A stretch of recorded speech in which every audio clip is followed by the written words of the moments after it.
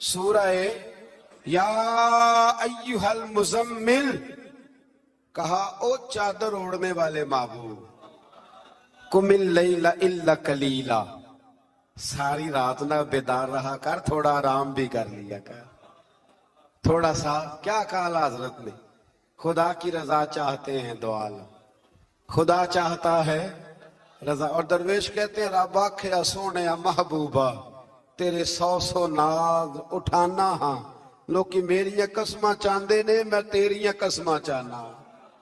کہا اے میرے پیارے حبیب، اے چادر اوڑھنے والے، تھوڑا آرام بھی کیا کریں۔ حضور ساری رات نماز پڑھتے تھے نا، اللہ نے کہا محبوب تھوڑا آرام بھی کیا کریں۔ پھر اس میں بڑے خوبصورت چیزیں اللہ کریم نے بیان فرمائی ہیں، قیامت کی ہولناکیوں کا بھی ذکر فرمایا ہے۔ پھر آخر میں فرمایا کہ تم اپنی بھلائی کے لیے جو کچھ بھی آگے بھیجو گے، اس کو اللہ تعالیٰ کے پاس اس سے بہتر اور زیادہ ثواب والا پاؤ گے۔ یعنی اس کا معنی یہ بھی ہو سکتا ہے کہ اپنی سوچ سے زیادہ تم ثواب پاؤ گے جو چیز آخرت کے لیے تم بھیجو گے۔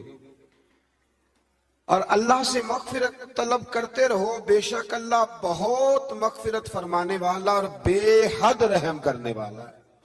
پھر اس سے آگے سورہ مدثر ہے، مزمل کے فوراً بعد سورہ مدثر۔ اس سورہ مبارکہ میں بڑا خوبصورت انداز ہے، یا ایھا المدثر، اے چادر اوڑھنے والے، قم فانذر، اٹھیے اور لوگوں کو ڈرائیے، اٹھیے آپ پیغام دیجئے، اٹھیے لوگوں کو ڈرائیے۔ اٹھ باندھ کمر کیوں ڈرتا ہے، پھر دیکھ خدا کیا کرتا ہے، آپ اٹھیے۔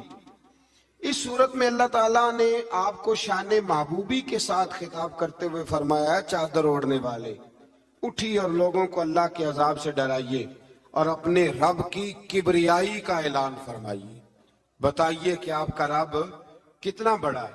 آیت نمبر 42 میں فرمایا جہنمیوں سے پوچھا جائے گا تمہارے جہنم میں جانے کا سبب کیا بنا۔ یہ سورہ مدثر کی آیت نمبر 42 چلو بتالی آخری نہیں ہے، آیت نمبر 42۔ جہنمیوں سے پوچھا جائے گا جہنم میں آئے ہو تو سبب کیا بنا، تو وہ پہلا سبب بتائیں گے کہ ہم نماز پڑھنے والوں میں سے نہ تھے۔ پہلا سبب دوزخ میں جانے کا نماز نہ پڑھنا ہے۔ رمضان کے بعد بھی پڑھیں گے انشاءاللہ، اور عید والے دن بھی پوری 5 پڑھنی ہے انشاءاللہ، پوری 5۔ یہ نئے کپڑے لوگوں کو بعد میں دکھانا، پہلے سویرے پہن کے نا رب کی بارگاہ میں جاؤ، سویرے پہن کے نا۔ علامہ عبدالستار خان نیازی، علامہ نیازی، میں جب ان کے مزار پہ جاتا ہوں نا میاں والی جانے کا جب موقع ملتا ہے تو میں نہ کھڑا ہوتا ہوں، آپ یقین کریں اس بندے کی قبر پہ کھڑے ہو کے بھی جذبہ ہی ملتا ہے۔ کیا بندہ تھا وہ، نا پگڑی باندھتے تھے بڑی، ہمارے بریلی شریف کے بزرگ بھی نا وہ پگڑی باندھتے شملے والے۔ چلے آج بات آ گیا تو اس کی بھی میں حکمت بتا دوں، وہاں نا سکھ بھی پگڑی باندھتے تو کپڑا بھی اکثر ایک جیسا ہی ان کے لیے آتا، تو مسلمان بھی خرید لیتے تھے، تو وہ سکھ جو ہوتا ہے نا وہ شملہ نہیں نکالتا، تو اس سے فرق کرنے کے لیے وہاں کے مشائخ نے نا شملہ نکالنا شروع کیا۔ تو میں شادی باندھا کرتا تھا، تو ایک دفعہ مجھے حضرت مفتی تحسین رضا صاحب رحمۃ اللہ تعالیٰ علیہ فرمانے لگے شملے والی باندھا کرو، تو میں نے کہا حضور اب چھوٹے لوگوں کو تو اچھی نہیں نہ لگتی، تو فرمانے لگے لوگوں کو تھوڑی دکھانی ہے، یہ تو رسول اللہ کی سنت ہے، تو آپ شملے والی باندھے جب ہم جو کہہ رہے ہیں۔ تو میں بھی اکثر وہ پگڑی باندھتا ہوں، اور کبھی بہت بڑی باندھتے تھے، تو علامہ نیازی پگڑی باندھتے تھے تو جن لوگوں نے دیکھا بڑی اونچی ہوتی تھی، اور بڑی اونچی پگڑی اور ہاتھ میں چھڑی ہوتی تھی، اور کبھی وہ تقریر کرتے تھے تو زمین پہ لگاتے تھے تو پتہ چلتا تھا کہ مرد بات کر رہا۔ اور علامہ اقبال کے ڈائریکٹ شاگرد تھے علامہ عبدالستار نیازی، شاگرد۔ وہ مدینہ شریف جانے لگے نا تو کسی نے ان سے کہا نیازی صاحب یہ پگڑی اتار کے جاؤ، یہ پگڑی اتار کے جاؤ۔ تو علامہ نیازی صاحب فرمانے لگے کیوں اتار کے جاؤں، پہن کے جاؤں گا۔ جب حضور کی بارگاہ میں نیازی کا سر جھکے گا تو شملہ بھی جھکے گا، اور دنیا کو پتا چلے گا جس کا سر کبھی کہیں نہیں نہ جھکتا اس روزے پہ آ کے اس کی گردن بھی جھک جایا کرتی، اس لیے ساتھ لے کے جانی ہے پگڑی تاکہ لوگوں کو پتہ چلے۔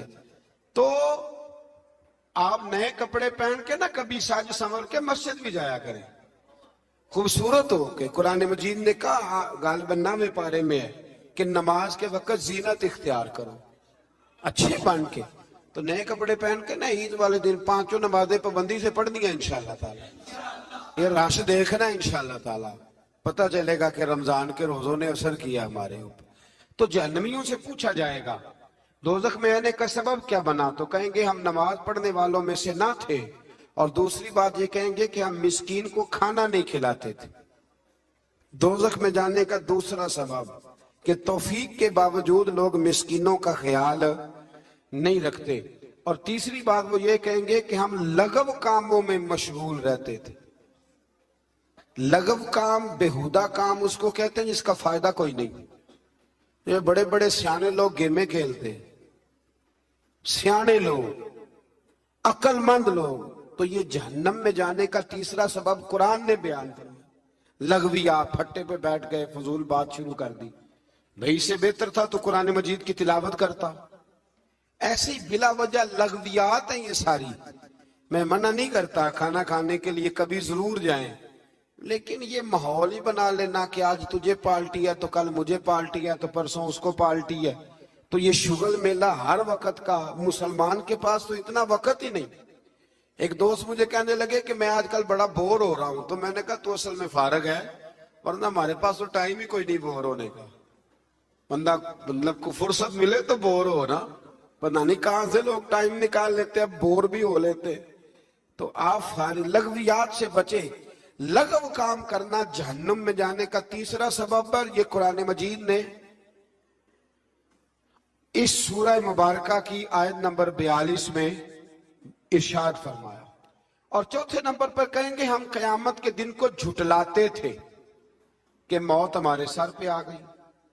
یہ 4 کام ہیں جو جہنم میں جانے کا سبب بنیں گے۔ نماز نہ پڑھنا، پہلا کام مسکین کو کھانا نہ کھلانا، اور تیسرا لغو اور فضول کاموں میں مشغول رہنا، بالکل کوئی فائدہ ہی نہیں، وہ کام کرتے رہنا، بالکل بے معنی بے مقصد کام کرنا۔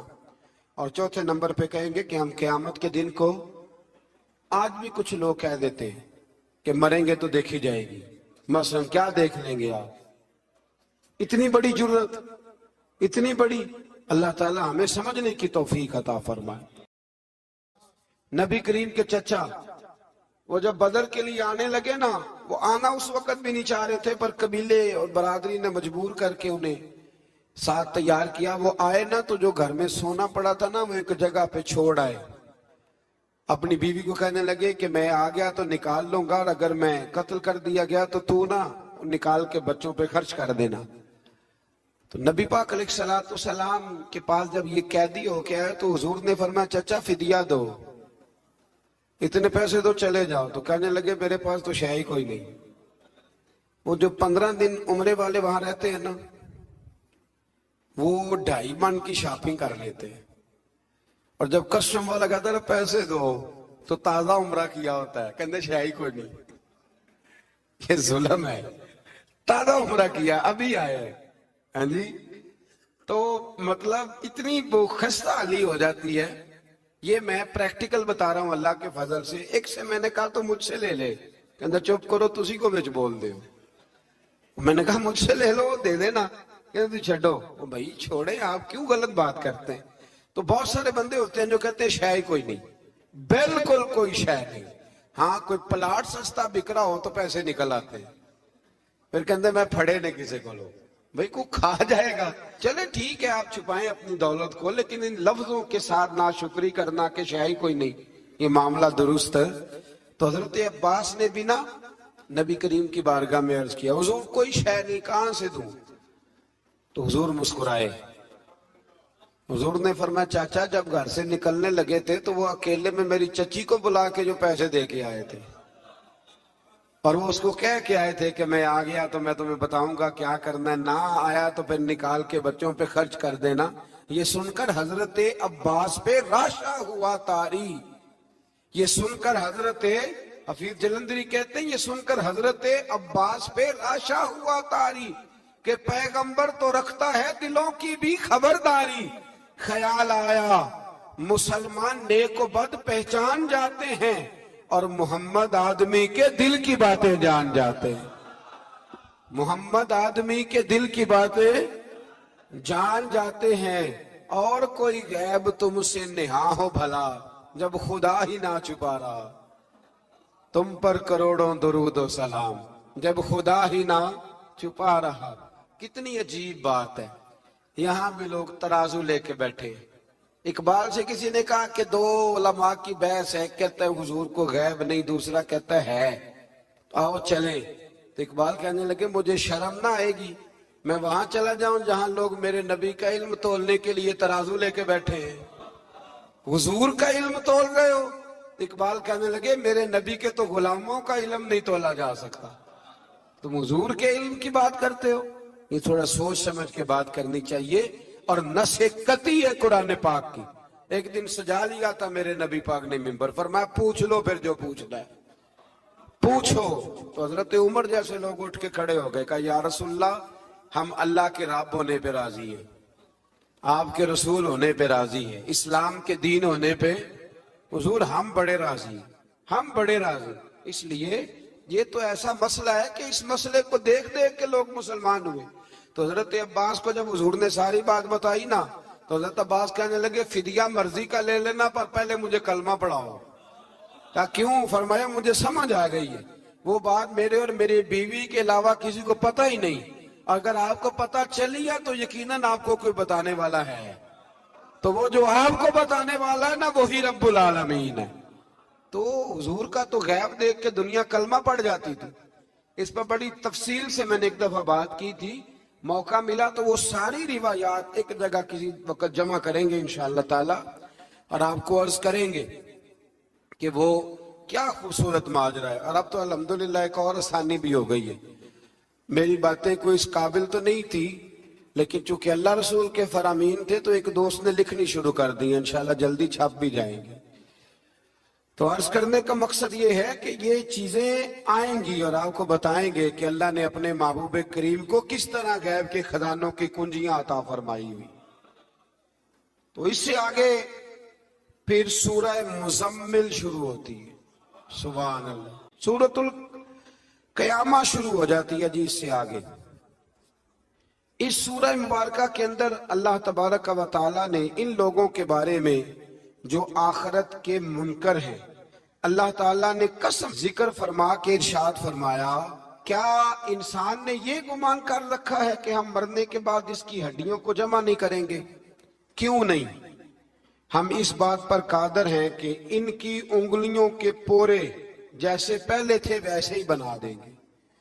یعنی انگلیاں تک تمہاری جمع کر لی جائیں گی, انگلیاں تک. قیامت کے دن تمہیں کسی کی قبر کھلی تو اس کو دیکھا کہ ہڈیوں کا پنجر بن گیا لیکن اللہ اسے بھی قیامت میں جمع فرمائے گا دوبارہ سے. اور وہ مثال میں تیسرے چوتھے پارے میں دے چکا ہوں جب حضرت ابراہیم علیہ السلام نے جانوروں کا پرندوں کا قیمہ کر کے رکھا تھا اور کہا پکاریے تو وہ سارے اپنے پروں پر دوڑتے ہوئے حاضر ہو گئے تھے. آگے سورہ دہر شروع ہوتی ہے. سورہ دہر یہ 29واں پارہ ہے اور اس میں صورتیں اگرچہ چھوٹی چھوٹی ہیں پر کیا بات ہے سب صورتوں کی. ہر سورہ مبارکہ بڑی اپنے اندر امتیازی شان رکھتی ہے. سورہ دہر میں فرمایا حل اتا علی الانسانی حین من الدہر لم یکن شیئا مذکورا. فرمایا بے شک گزرا ہے انسان پر زمانہ ایک ایسا کہ جب وہ کوئی قابل ذکر چیز نہیں تھا. ایک وقت تھا کہ جب کوئی اس کا ذکر تھا کہ نہیں, وہ وقت بھی جب نہ نام تھا نہ ولدیت تھی. پھر دنیا میں آ کے لوگ سمجھتے ہیں کہ میں اٹھتا ہوں تو زمانہ اٹھتا ہے, میں بیٹھتا ہوں تو زمانہ میری وجہ سے نظام چلتا ہے. تو اللہ فرماتے ہیں حین من الدہر لم یکن شیئا مذکورا, تیرا تو ذکر ہی کوئی نہیں تھا, تو جانتا ہی کوئی نہیں تھا, یہ تو رب نے تجھے پیدا کیا ہے. اب تو سمجھتا ہے کہ میں کوئی چیز ہوں. بڑے بڑے لوگوں کی قبروں پہ جاؤ کوئی پوچھنے والا نہیں, کوئی نہیں. وہ جو کہہ دیتے تھے تو قانون بنتا تھا، قانون جن کے سائن کرنے سے لوگ پھانسی سے بچ بھی جاتے تھے اور پھانسی لگ بھی جاتے تھے۔ آج ان کا جاننے پہچاننے والا کوئی نہیں، تو انسان نا بھول جاتا ہے۔ ایک دور وہ بھی ہوتا ہے جب بس میں بیٹھنے کو جگہ کوئی نہیں دیتا، اور ایک دور وہ بھی ہوتا ہے کہ درجنوں کاریں لے کے لوگ گلیوں میں کھڑے ہوتے ہیں۔ انسان کو سارے وقت یاد رکھنے چاہیے، اسے بھولنا۔ حضور علیہ السلام اکثر فرمایا کرتے تھے کہ میں تو اس ماں کا بیٹا ہوں جو گوشت کے خشک ٹکڑے کھا کے بھی گزارا کر لیتی، گوشت کے خشک ٹکڑے کھا کے بھی گزارا کر لیتی تھی۔ اور حضرت عمر فاروق کی زبان پر یہ جملہ ساری عمر رہا کہ میں اونٹ چرانے والے کا بیٹا ہوں، یعنی ساری زندگی رہا۔ لوگ بھول جاتے۔ محمود غزنوی نے ایاز کو بڑا نوازا، لوگوں نے شکایت کی کہ ایاز تو آپ سے تحفے لے لے کے تو جنگل میں جمع کر رہا ہے دولت۔ محمود کہنے لگے تمہیں کیسے پتا؟ کہنے لگے عصر کے بعد کہاں جاتا ہے روز، پتا ہے؟ لگا نہیں۔ تو کہا پھر آپ کو آج تک یہی نہیں پتا کہ عصر؟ محمود کہنے لگے واقعی یار اس نے کبھی بتایا نہیں عصر کے بعد کہاں ہوتا ہے۔ عصر کی نماز پڑھ کے محمود ایاز کے پیچھے پیچھے گئے تو جنگل میں جا کے نا ایک جھونپڑی، اندر سے کنڈی لگا لی، سپاہی ساتھ تھے۔ محمود نے غصے سے دروازہ بجایا، کھٹکھٹایا، ایاز نے جھٹ سے دروازہ کھولا۔ محمود دھکا دے کے اندر گئے تو دیکھا تو ایک پھٹی ہوئی چٹائی، ایک پرانا کرتا، ٹوٹے ہوئے جوتے، ایک پگڑی اور تھوڑا سا نا سامان ہلکا پھلکا بکھرا پڑا ہے۔ یہ کیا ہے؟ کیوں آتے ہو یہاں؟ بتایا کیوں نہیں؟